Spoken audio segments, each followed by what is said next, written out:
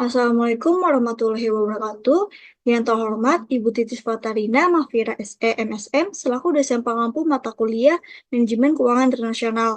Di sini kami dari kelompok 5 akan mempresentasikan mengenai analisis manajemen keuangan internasional pada PT Kalbe Pharma Tbk. Next. Yang beranggotakan saya sendiri, Sofia Tulelia, Anisha Rizadika, Denosan Andreas, Muhammad Zidan Ramadan, dan Nur Andini Auliani. Next. Bab 1 pendahuluan. Next. Ya, di sini akan bahas tentang sejarah Kalbe Pharma. PT Kalbe Pharma mulai berdiri pada tanggal 10 Desember 1966 yang dipimpin oleh Dr. Benjamin Setiawan dan F. Bing Arianto. Kalbe Pharma mampu tumbuh dengan baik hingga berhasil memiliki pabrik di Pulau Mas, Jakarta Timur pada tahun 1971. Dalam 10 tahun, Kalbe Pharma telah menguasai seluruh wilayah Indonesia. Dari segi produk, perusahaan mengembangkan lini produknya, baik kategori obat yang diresepkan maupun obat yang dijual bebas.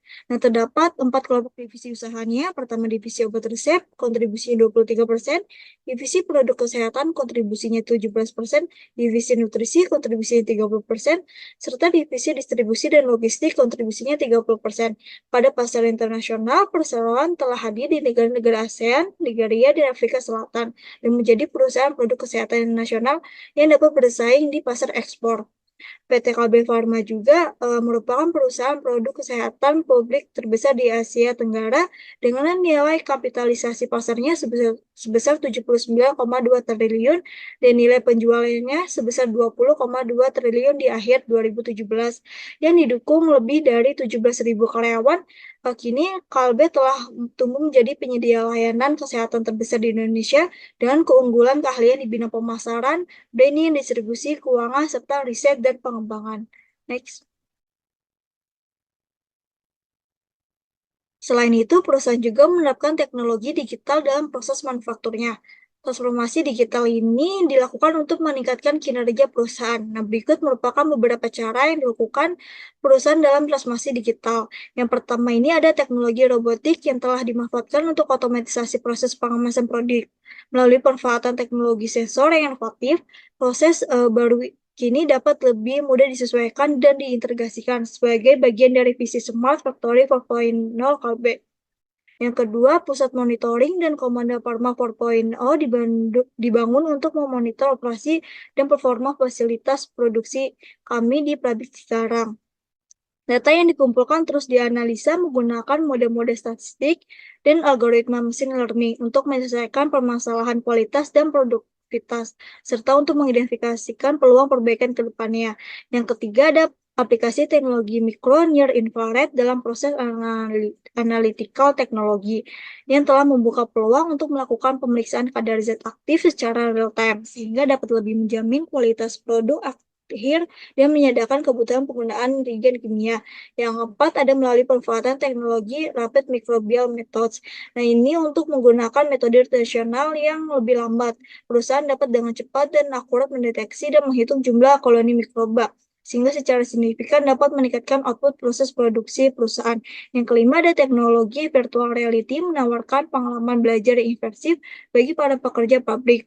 Metode pelatihan baru ini telah membuktikan keefektifannya dalam simulasi kondisi dan situasi yang sulit untuk disimulasikan, seperti pekerjaan pemeliharaan dalam ruang yang sempit atau situasi darurat. Yang keenam ada teknologi pencetakan 3D sekarang menjadi cara serbaguna untuk memproduksi suku cadang berbasis plastik. Next. Selanjutnya akan dipresentasikan oleh rekan saya. Oke, selanjutnya itu mengenai visi dan misi perusahaan Kalbe.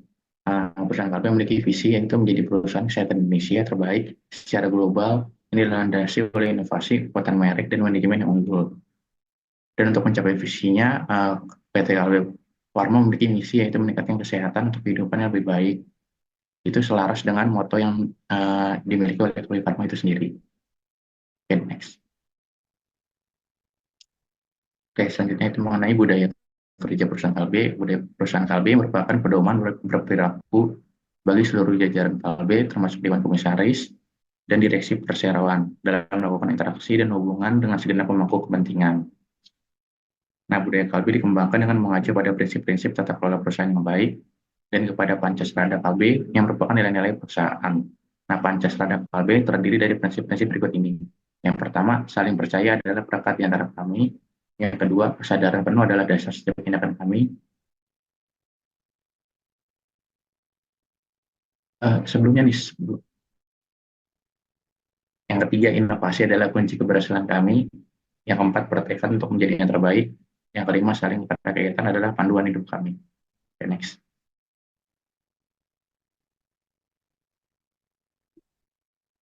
Penyusunan budaya perusahaan Kalbe bertujuan untuk mencapai tujuan-tujuan berikut. Yang pertama, menjabarkan nilai-nilai perusahaan dalam standar etika bisnis yang harus dipatuhi oleh setiap insan Kalbe dalam pelaksanaan tugas sehari-hari. Yang kedua, menjadi standar pedoman perilaku yang diharapkan atas setiap insan Kalbe meliputi komisaris, direksi, dan karyawan.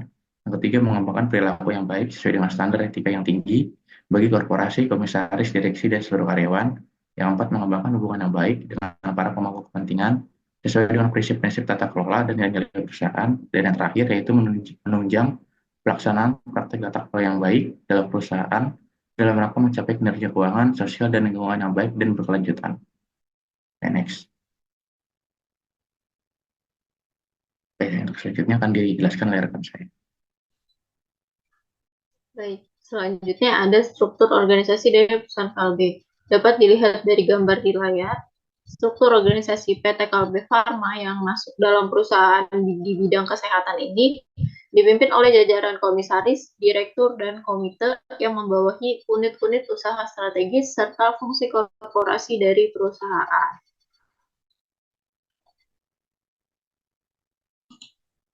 Selanjutnya akan dijelaskan oleh rekan saya.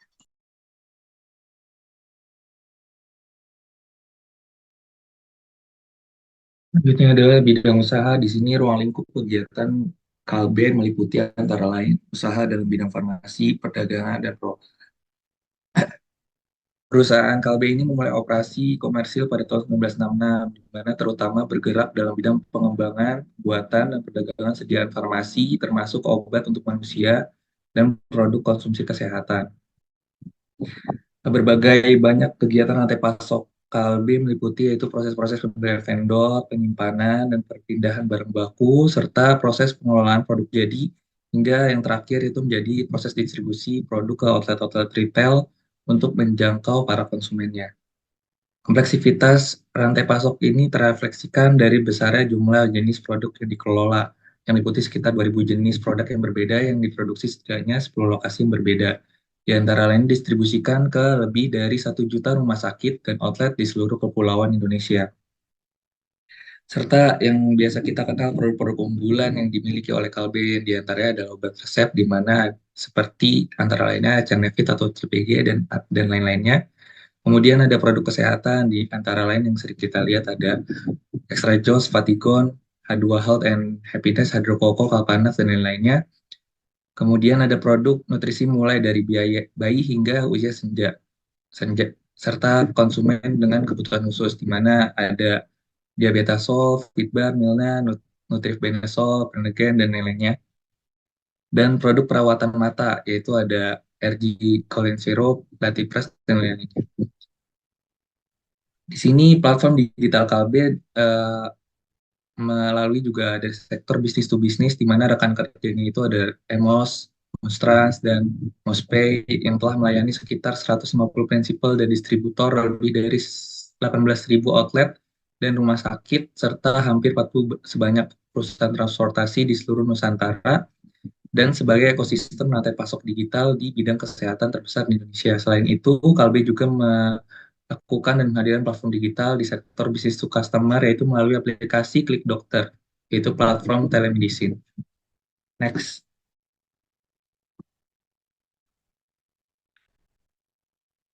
Lanjut dijelaskan oleh rekan saya. Baik, selanjutnya ada anak perusahaan.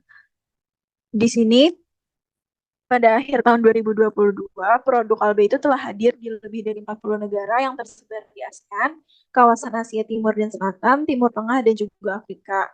Pada tahun 2022 ini, Kalbe telah memiliki 48 perusahaan, termasuk anak perusahaan, perusahaan patungan, dan entitas asosiasi. Di sini Kalbe terus melakukan inovasi, salah satunya melalui anak perusahaannya melakukan kerjasama strategis dan pengembangan uji dengan berbagai mitra, baik itu universitas, kementerian, dan juga korporasi untuk mendukung kemajuan akses kesehatan. Boleh di next? Selanjutnya ada bab 2 analisis. Next. Selanjutnya dijelaskan oleh rekan saya. Selanjutnya terkait tata kelola PT Kalbe Pharma. Jadi tata kelola sendiri menurut Forum for Corporate Governance in Indonesia atau FCGI, pengertian dari tata kelola perusahaan adalah seperangkat peraturan yang mengatur hubungan antara pemegang saham, pengurus perusahaan, pihak kreditur, pemerintah, karyawan, serta pemegang kepentingan internal dan eksternal lainnya yang berkaitan dengan hak dan kewajiban atau suatu sistem yang mengatur dan mengendalikan perusahaan sehingga menciptakan nilai tambah bagi seluruh stakeholder. Jadi tata kelola perusahaan yang baik bila diterapkan dengan benar akan memberikan insentif bagi pemilik dan manajer perusahaan untuk memenuhi kewajibannya guna mencapai tujuan perusahaan.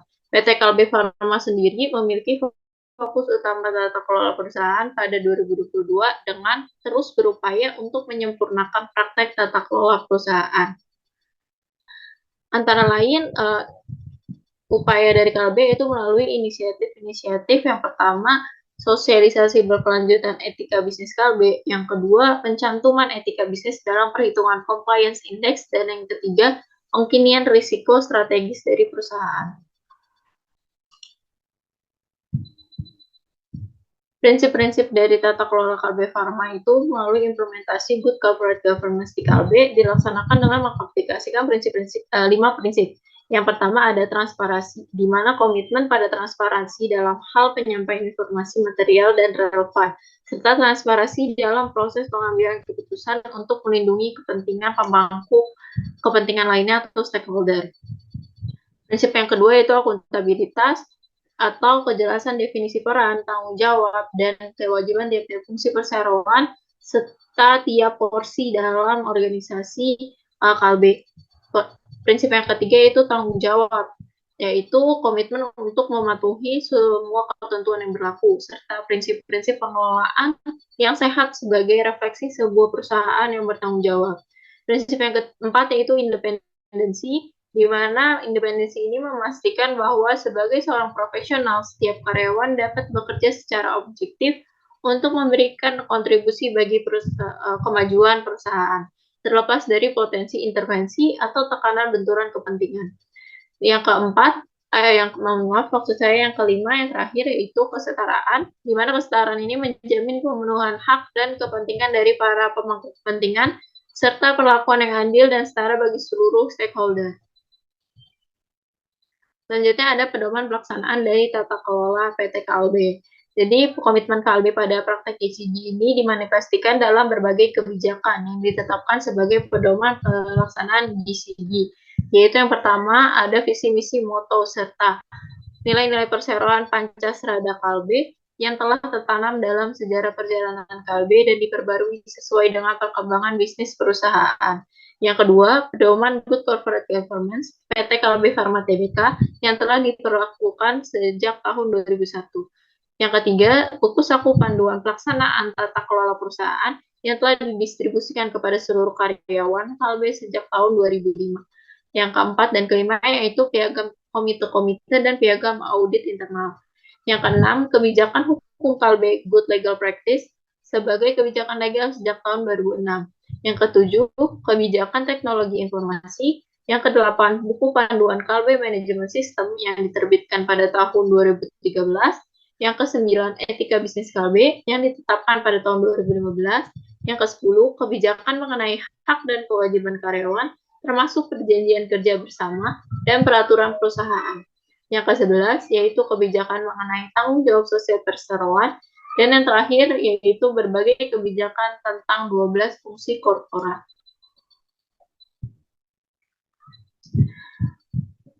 Selanjutnya ada penilaian tata kelola perusahaan oleh pihak eksternal. Jadi dalam mengukur implementasi tata kelola perusahaan dibandingkan dengan perusahaan sejenis lainnya, Kalbe secara rutin berpartisipasi dalam berbagai aktivitas benchmarking yang dilaksanakan oleh pihak-pihak independen atau pihak eksternal. Pihak-pihak eksternal yang terlibat yaitu yang pertama ada ASEAN Corporate Governance CG Scorecard. Nah, di mana dalam mengevaluasi praktek CG-nya terhadap berbagai ketentuan ASEAN Corporate Governance Scorecard, Kalbe secara rutin turut berpartisipasi dalam survei evaluasi CGC yang dilaksanakan oleh pihak ketiga yang independen.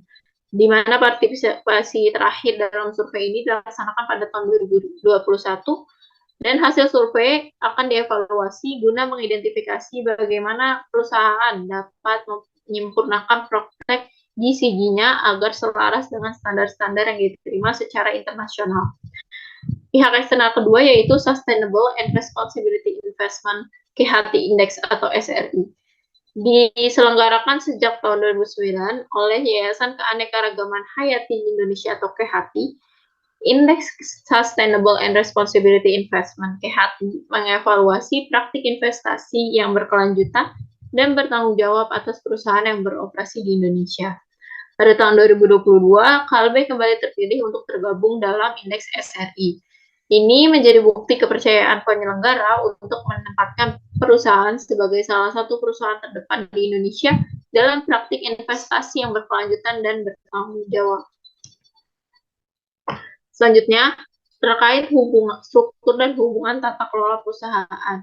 Dapat dilihat dari gambar di layar, di mana struktur dan hubungan tata kelola perusahaan Kalbe mengikuti Undang-Undang Nomor 40 Tahun 2007 tentang perseroan terbatas. Di struktur tersebut terdiri dari rapat umum pemegang saham yang membawahi Dewan Komisaris dan Dewan Direksi, di mana Dewan Komisaris dan Dewan Direksi masing-masing membawahi komitenya sendiri. Jadi struktur ini ditetapkan guna memastikan pelaksanaan prinsip GCG secara sistematis, serta penentuan yang jelas tentang peran dan tanggung jawab masing-masing. Rapat Umum Pemegang Saham merupakan organ tertinggi dalam struktur tata kelola Kalbe yang merupakan forum bagi para pemegang saham untuk memformulasikan keputusan penting dengan memperhatikan kepentingan perseroan, serta pertimbangan ketentuan-ketentuan dalam anggaran berdasar perseroan dan semua ketentuan peraturan yang berlaku.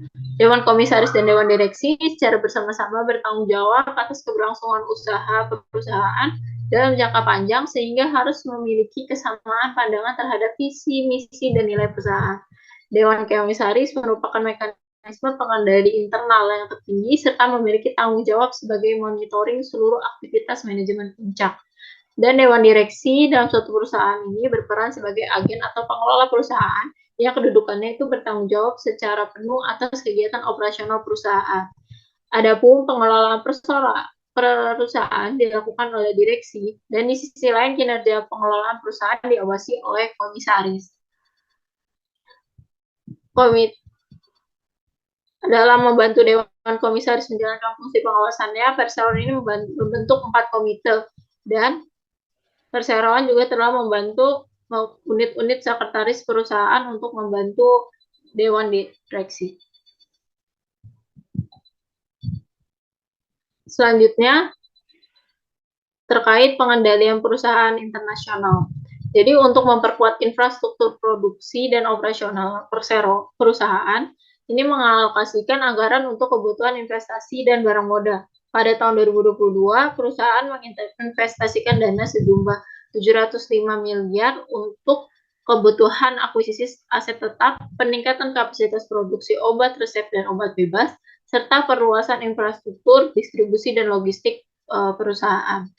Dan dalam rangka memperkuat kehadiran Kalbe di produk-produk khusus, Kalbe memutuskan untuk mengambil langkah strategis penting dengan mengumumkan akuisisi pada PT Aventis Pharma dari Sanofi Aventis Participation dan Health GmbH Sanofi di bulan November tahun 2022. Kemudian, layanan distribusi Kalbe yang berbasis digital EMOS atau Monstrans melaporkan pertumbuhan 2 digit di tahun 2022 melalui penambahan jumlah prinsipal, distributor, dan outlet retail baru. Selain itu, PT Samudra Indonesia, perusahaan perkapalan, logistik, dan pergunungan yang terkemuka, sepakat untuk mengakuisisi 20% dari saham Monstran Kalbe. sehingga membuka peluang untuk mengakses infrastruktur perkapalan dan pergudangan samudera Indonesia yang luas untuk meningkatkan value proportion monstran. Adapun itu tidak terdapat transaksi yang material dalam bentuk investasi, ekspansi, divestasi, akuisisi, dan restrukturisasi utang atau modal maupun kejadian luar biasa yang dilakukan oleh perusahaan KLB selama tahun 2022. Selanjutnya akan dijelaskan oleh rekan saya. Selanjutnya masuk ke struktur modal, di mana menurut Brigham dan Houston 2011, struktur modal atau capital structure ialah campuran hutang serta ekuitas dalam struktur keuangan jangka panjang industri. Kemudian struktur modal menurut Fahmi 2015 menyatakan bahwa struktur modal adalah di antara lainnya modal yang dipunyai yang bersumber dari utang jangka panjang, serta modal sendiri yang jadi sumber pembiayaan suatu industri. Next.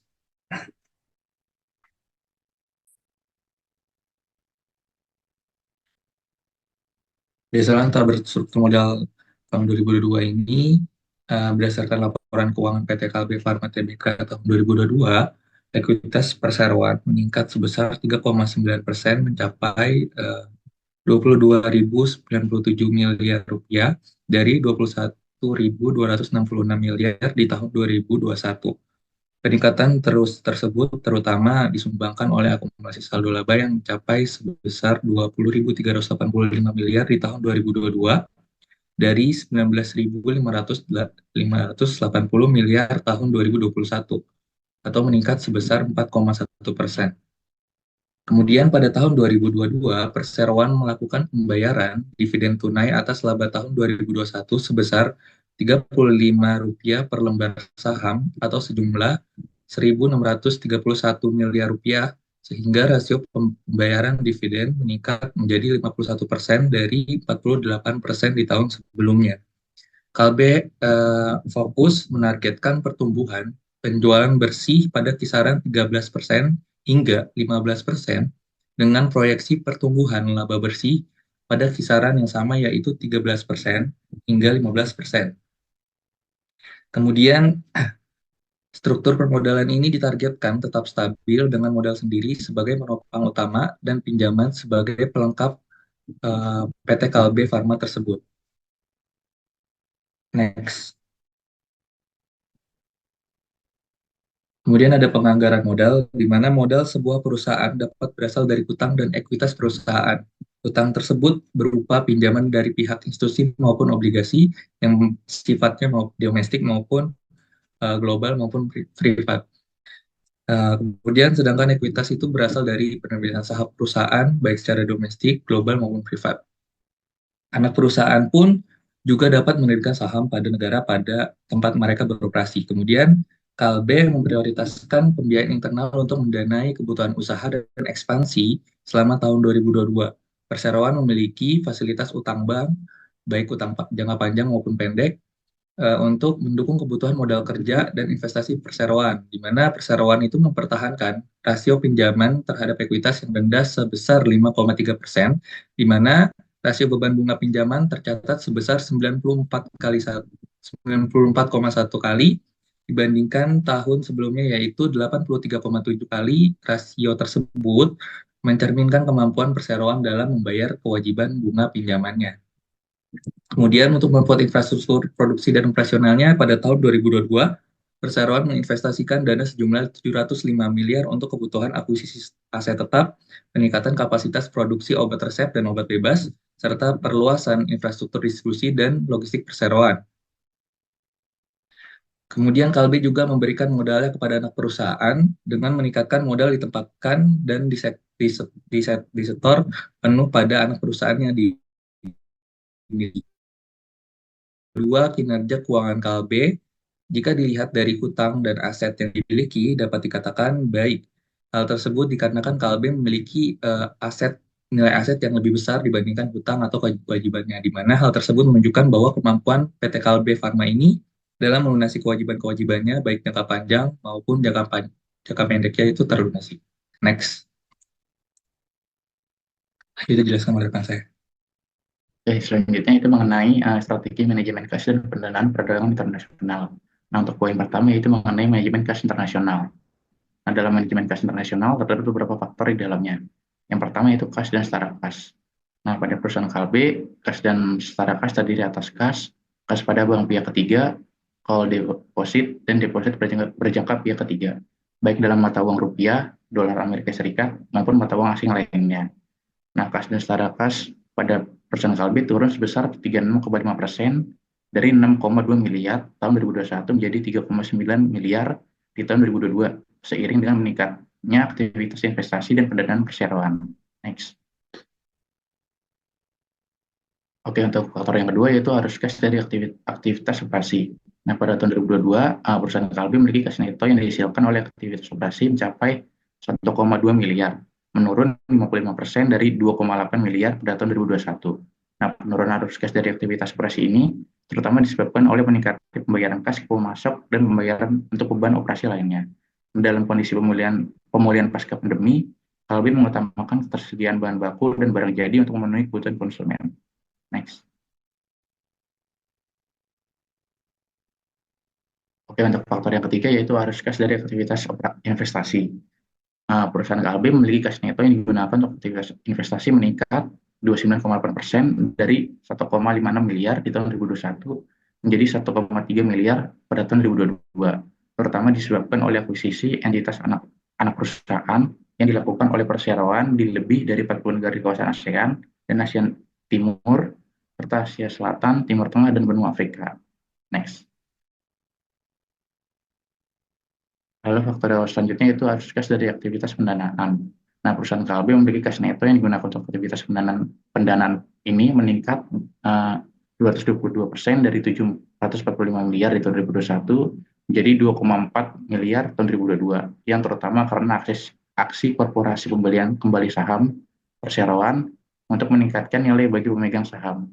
Nah, pembayaran dividen kas di tahun 2022 meningkat sebesar 24,3% dibandingkan tahun sebelumnya. Next.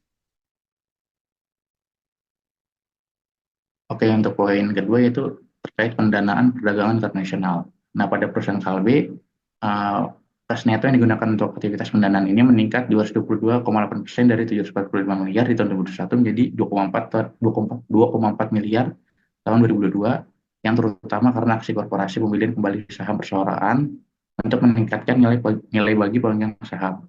Nah, piutang usaha meningkat sebesar 34,5% dari 3,4 miliar di tahun 2021 menjadi 4,6 miliar di tahun 2022. Masing-masing 22 setelah dikurangi pengisian kerugian kredit expectation sebesar 30 miliar pada tahun 2022 dan 25 miliar pada tahun 2021. Nah, berdasarkan umur piutang, persentase piutang lancar dari total piutang usaha meningkat menjadi 73% di tahun 2022 dibandingkan 68% di tahun 2021. Next. Selanjutnya akan dijelaskan oleh rekan saya. Baik, selanjutnya ada pengelolaan risiko transaksi internasional. Di sini pengelolaan risiko transaksi internasional dilakukan dengan manajemen risiko. Risiko utama yang dihadapi KLB sendiri itu terutama risiko tingkat suku bunga, risiko mata uang asing, risiko kredit, dan risiko likuiditas. Pertama ada risiko tingkat suku bunga. Risiko tingkat suku bunga yang dihadapi terutama timbul dari pinjaman untuk tujuan modal kerja dan investasi. Di sini pinjaman dengan berbagai tingkat bunga variabel menghadapkan perseroan kepada nilai wajar risiko tingkat bunga. Pada Desember 2022, tingkat suku bunga pinjaman itu lebih tinggi atau lebih rendah sebesar 100 basis poinnya dengan semua variabel itu konstan. Selanjutnya ada risiko mata uang asing.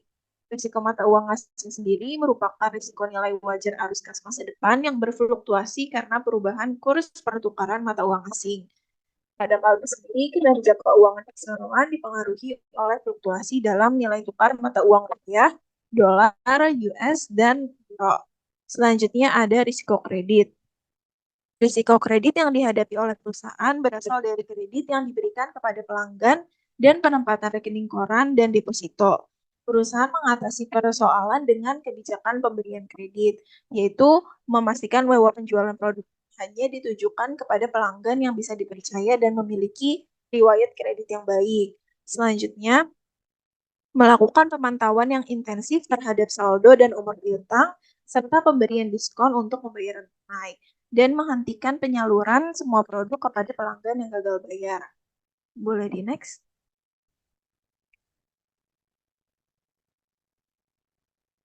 Yang terakhir ada risiko likuiditas. Risiko likuiditas sendiri merupakan risiko atas kekurangan dana dan untuk mengatasinya dengan menggunakan perangkat rencana likuiditas.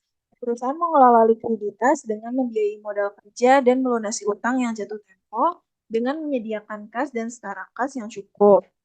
Di sini perusahaan secara berkala menyusun dan mengevaluasi anggaran atau proyeksi arus kas dan realisasinya. Selanjutnya ada Corporate Audit and Risk Advisory atau KARA.